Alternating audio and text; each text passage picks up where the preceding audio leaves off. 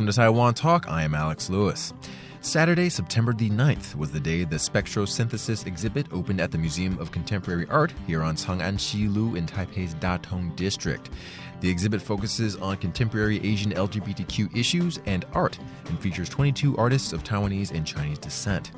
The exhibit has garnered media attention from Brazil, throughout Europe, Asia, and personally, it popped up on my radar when CNN ran an article on it last month. After taking in the exhibit, I sat down for a conversation with the curator, Sean C.S. Hu. This exhibit is called Spectrosynthesis. Could you please explain why did you choose the name? Well, we got the inspiration from the word of photosynthesis, which is how the sun, how the light give energy to everything on the earth. So we hope that this exhibition could be like photosynthesis to give people, in Taipei City, opportunity to understand the life and the history of LGBTQ people, and let everyone to respect each other with different sex orientation. Everyone is equal, like the sunlight from sun. So what are some of the issues that the LGBTQ community faces here? And what are the conversations surrounding those issues? Yeah, that's a big question. Actually, according to this exhibition, I think the works of art touch upon a variety of top subject matters, such as the self-identity and discrimination, death and life, and also the mass media's interest in hunting for novelty. I think the topic really touch a lot of dilemmas that LGBTQ people facing today. And how do you think, or how do you want this exhibit to contribute to that conversation, or add to that conversation? Although Taiwan is the first country in Asia to legalize same-sex marriage, however, I think we still have a long way to go to create an environment for people with different sexual orientation to understand each other. So through the visual art, I hope that this kind of creativity can give people a wide range of imagination, understanding about LGBTQ. Although maybe some people think that they couldn't understand it right away, through seeing the artwork, because I think the audience have to spend the time to look at the artwork with the different concept behind. So I think this is a good chance for the public to have broader imagination, understanding about LGBTQ. Speaking of the legalization of same-sex marriage here in Taiwan, was this exhibit done because of that legalization, or was it planned before that? Or yeah, we have been doing research about the exhibition for over 2 years. Well, actually around 3 years. So in the very beginning, we have a couple of purposes to curate the exhibition. One of the purposes was to push the government to legalize the same-sex marriage. However, as you know, during the process of the curation, Taiwan, accept same-sex marriage. And now what we are doing in MOCA is kind of like celebration. So yes, in the very beginning, we hope to give the government pressure or more understanding about what LGBTQ people need. Can you tell me about the curation process? In the very beginning, the Some Pride Foundation, Hong Kong-based nonprofit organization, came up to me and asked me if I am interested in curating this exhibition around 2 years ago. And at that time, I was very excited to accept the offer, because it's quite meaningful for me as a curator to do an exhibition with the issue related to LGBT.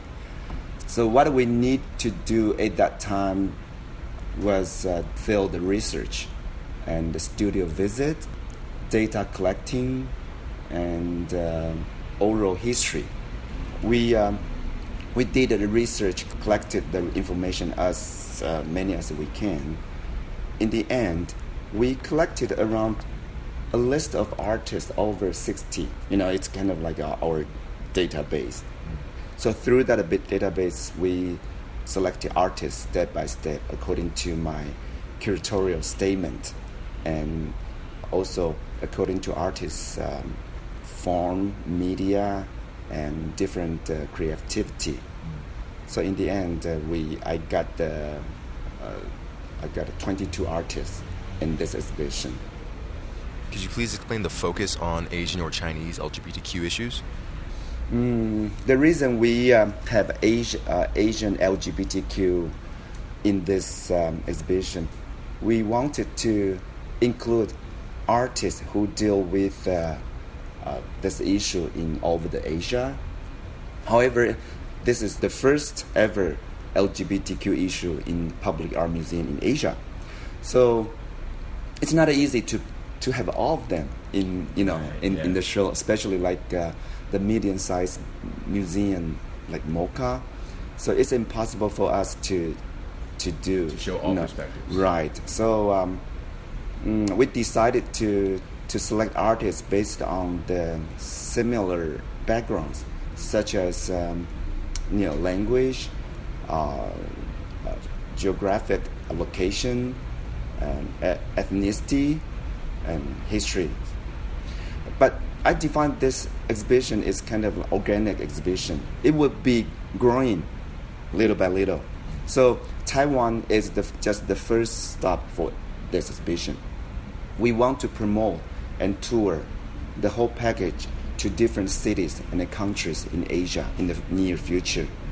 I hope if we tour the show to different cities, we can include more local artists from the city we want to tour. But of course, if we have more budget and opportunities, we hope we can ship the whole package to Europe or to United States or other countries outside Asia. Right. Yes. Okay. So why did you pick, or why was Taiwan picked as the first place to exhibit this artwork? Because it was already planned before the landmark ruling.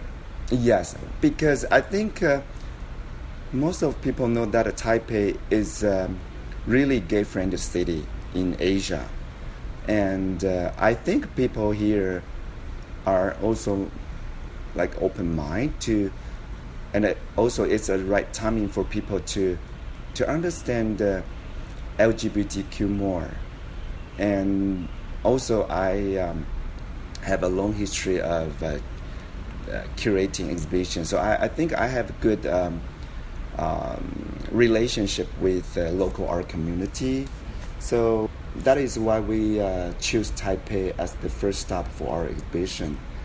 And I think it's a right decision because when we approached the museum, we didn't get any negative reaction or something like that. People love it, and the former director of Taipei MoCA verbally agreed to have this show.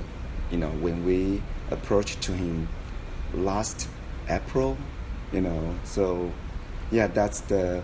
And then after that, we have the new director on board in last August, and the new director also really excited having this show in Taipei MoCA. And what would it take for? Do you think other cities and countries in Asia are ready to have this type of exhibit and have these types of conversations surrounding the LGBTQ? Well, it's a tough question because with different political systems or culture background, I think I'm not sure if other cities are ready yet. However, we hope through this exhibition we can encourage our other institutions or cities to organize exhibitions such like our exhibition. So at the opening, like 2 days ago, we invited curators and museum directors from Thailand, from Hong Kong, from Japan, and we're trying to introduce this whole package to them. And we don't know if they will, they can do this in their country, but I think it's just like experience exchange or, culture change to share what we have been doing in Taipei.